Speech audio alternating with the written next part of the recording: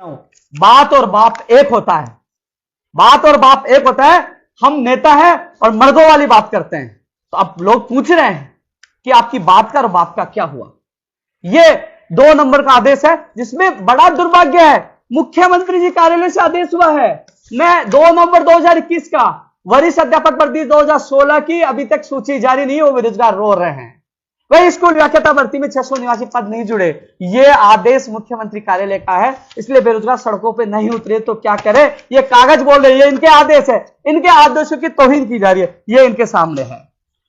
और एक आपके सामने और है कि 23 फरवरी 2021 को रात 12:30 बजे मंत्री सुभाष गर्ग जी, राजेंद्र यादव जी दोनों आए। जहां बहनें बैठी थी, शपथ सिर पे हाथ रखा कि 2013 नर्सिंग भर्ती पूरी करेंगे, हम आपके वकील हैं। भूल गए, वो दर दर की ठोकरें खा रही है, रो रही है। वो लिखित समझौता में जो मांगे थी आज भी अधूरी है। ये मेरे पास लिखित समझौता जिसमें मंत्रियों के साइन है, ये भी कागज है, ये भी कागज बोल रहे हैं। अब किस किस का जवाब देंगे, कैसे कहेंगे। ये कह रहे कि ये तो चुनाव लड़ना चाहते हैं। तो मैं कह रहा हूं मीडिया के सामने, मैं वादा कर रहा हूं, आप ये जो लिखित समझौता, लखनऊ समझौता, ये समझौते की मांगे पूरी कर दीजिए। उपेंद्र यादव वादा करता स्टाम्प पे लिख के जाएगा, ना चुनाव लड़ेगा। मैं मेरे गांव चला जाऊं हमेशा जयपुर छोड़कर, बेरोजगार महासंघ भी बंद कर दूंगा और ये भी बंद करके जो मैं यहां से छोड़कर गांव चला जाऊंगा। लेकिन मैं वादा कर रहा हूं, लिखित में स्टाम्प पे देने के लिए तैयार हूं, लेकिन आप अपने वादे पे खड़े उतरिए। जो आपने समझौता किया उन मांगों को पूरा करिए। मैं आपका जिंदगी भर ऋणी रहूंगा, पूजा करूंगा, तस्वीर लगाऊंगा, आरती करूंगा और दिन में हर बार जिंदाबाद बोलूंगा, लेकिन मांगे तो आपको पूरी करनी होगी। आप आरोप नहीं लगा सकते चुनाव के लिए राजनीति में आना चाहता है, चुनाव लड़ना चाहता है। पिछली सरकार 5 साल हमने संघर्ष किया, इस सरकार में संघर्ष करे। मेरी पार्टी मेरी युवा है, मैं युवाओं के लिए जान भी दे सकता हूं। उनको लगा कि षड्यंत्र रच के जेल में भेजेंगे। मैं पुलिस वालों से पूछा तो कई लोगों ने कहा कि हमारा नाम मत लेना, लेकिन पीसीसी चीफ गोविंद सिंह डोटासरा जी का बड़ा षड्यंत्र है। वो आपको टॉर्चर करना चाहते हैं और हमेशा के लिए जेल में फिट करवाना चाहते हैं। वो मुकदमे पुलिस मेरे घर तक गई, जांच की, पड़ताल की, लेकिन उनको एक छोटा सा भी, उनको एक कोई भी उसको एविडेंस नहीं मिला। क्योंकि ईमानदारी से सीना ठोक के लड़ाई लड़ता हूं और आज भी कह रहा हूं, आने वाले समय में वो कोई भी षड्यंत्र रच सकते हैं, लेकिन आज भी कोई चीज हो, आज भी मैंने पहले भी कहा था, सोशल मीडिया पे बोला, आज आप मीडिया के सामने बोल रहा हूं, यदि प्रदेश का एक बेरोजगार ये भी कह दे कि किसी भर्ती के बदले में भर्ती करवाने के लिए एक पैसा भी उपेंद्र यादव ने लिया और 10 साल के संघर्ष के दौरान, तो वो कहे वो करने के लिए तैयार हो। क्योंकि ईमानदारी से संगठन चला, यहां तक पूरी सरकार ने जांच करवा ली, लेटर भेज के जांच करवा लिया, लेकिन उनको कुछ नहीं मिला। यही मिला कि ये ईमानदारी से लड़ाई लड़ता है तो पीछे हटने वाला नहीं। उनको लगा कि हम बदनाम नहीं कर पाए तो लाठियों के और मुकदमों के दम पर उसको जेल में फिट कर दे, लेकिन वो षड्यंत्र भी विफल हो गया। क्योंकि मीडिया जागरूक थी और मीडिया और युवा और जनता ने मुझे बचाने का काम किया, हौसला दिया और जेल से बाहर निकलवाया। मैं कुछ और तथ्यात्मक चीजें और बता दूं, फिर रणनीति भी बता रहा हूं आपको। सर, पंचायत राज एलडीसी भर्ती इसमें शामिल थी लिखित समझौते में। प्रयोगशाला सहायक भर्ती, ये 2018 का अभ्यर्थी बैठा है मेरे पास। लिस्ट जारी हो गई, 900 पदों पर ज्वाइनिंग देनी थी। विधानसभा में चिकित्सा मंत्री ने घोषणा कर दी कि सूची जारी हो रही है और ज्वाइनिंग दे देंगे, लेकिन यह कहते रोक दिया कि मामला न्यायालय में कोई स्टे नहीं है और 900 पदों पर ज्वाइनिंग करी, यानी कि 1583 पदों पर उस भर्ती को रोक दिया। और लखनऊ आने के बाद धर्मेंद्र राठौड़ जी ने कुलदीप राठा जी जो प्रमुख सचिव साहब के सामने कहा था कि 7 दिन में सूची जारी करवा देंगे और महीने भर में ज्वाइनिंग दे देंगे, वादा किया था। और कई महीने बीत चुके, दिसंबर के बाद अब जून चल रहा है, अभी तक वो मांग पूरी नहीं है। ये बेरोजगार आज भी सड़कों पर बैठे हुए। ये प्रयोगशाला सहायक भर्ती के था।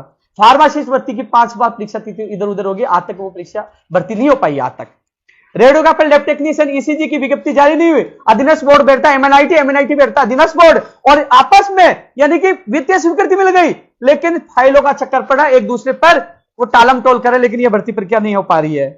वहीं ऊर्जा विभाग में टेक्निकल हेल्पर भर्ती 6000 पदों की घोषणा की थी पहले बजट में 3.5 साल पहले, और निकाली 1512 पदों पर। आज वो बेरोजगार भटक रहे हैं कि आपने कथनी और करनी में अंतर क्यों है। जूनियर अकाउंटेंट वाले रो रहे हैं, कॉलेज प्रयोगशाला सहायक अलग अलग, पंचायत सहायक अलग अलग। ये लिखित समझौते की मांगे हैं जो उनके सामने है। उनकी जो लिखित समझौतों में पेपर लीक को लेकर, फर्जी डिग्री डिप्लोमा को लेकर भी उन्होंने उनसे समझौता हो, वो भी नहीं हो पाया। तो ये तमाम मांगे आज भी अधूरी है। और सबसे बड़ी बात, एक चीज और मैं आप लोगों को बता रहा था, ये मैं नहीं, ये सारी चीजें है मीडिया बोल रही है, आप सबके सामने मैं चीज रख रहा हूं। एक पुलिस का प्रेस नोट जारी हुआ है, सरकार की कथनी और करनी में अंतर क्यों है। सरकार ने बड़े संघर्ष के बाद कानून लेके आए कि गैर जमानती कानून होगा, 10 साल की सजा होगी, 10 लाख से 10 करोड़ तक जुर्माना होगा, संपत्ति जब्त होगी, मान्यता रद्द होगी। अब सरकार बताए, जो विप्र बोर्ड की उपाध्यक्ष मंजू शर्मा, जिसके पति हैं राजेंद्र शर्मा, और जिनका बेटा गिरफ्तार है जेल में, और जागृति स्कूल बताई जा रही है, और पुलिस का ये प्रेस नोट है, मैं नहीं बोल रहा, पुलिस का प्रेस नोट है, सीओचओ का, ये मीडिया में देख लीजिए, सीओचओ का पेपर ही लीक हुआ है और राजस्थान पुलिस का भी है। यानी कि रक्षक ही बक्षक बन चुके हैं। यानी कि कांग्रेस के पदाधिकारी जो 3 बार पार्षद रह चुकी है, एमएलए का टिकट मांग रही है, और अभी विप्र बोर्ड में उपाध्यक्ष है, उनका बेटा गिरफ्तार हुआ है। अब मैं पूछना चाहता हूं सरकार से, क्या कानून की तौहीन उड़ाओगे या कानून की पालना करोगे? अब पूछना चाहता हूं, दिवाकर पब्लिक स्कूल और जागृति पब्लिक स्कूल पर बुलडोजर कब चलेगा? कब जागृति स्कूल की मान्यता रद्द होगी? कब संपत्ति जब्त होगी? कब 10 साल की सजा होगी? कब 10 करोड़ का उनका आर्थिक दंड होगा? आप कानून की पालना कब करोगे?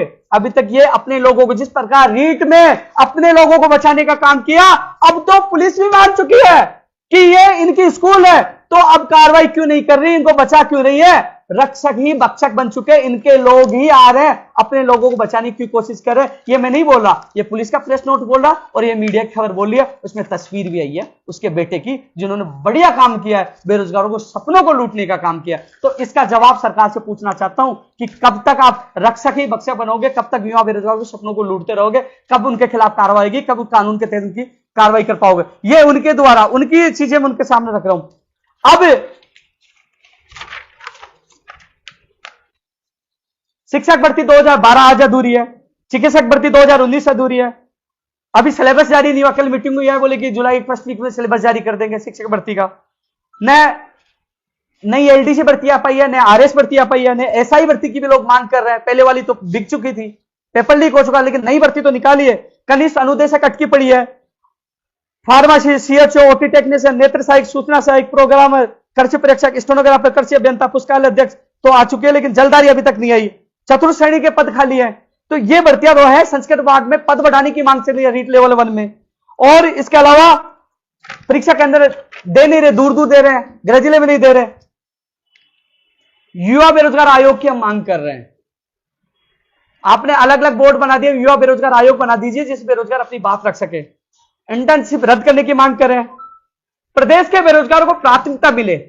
पंजाब के मुख्यमंत्री ने भी कह दिया कि पंजाबी विषय को अनिवार्य कर रहे हैं। 20 से 21 राज्यों में राजस्थान के अभ्यर्थियों को नहीं ले रहे, तो राजस्थान के अभ्यर्थियों को मौका मिले, प्राथमिकता मिले।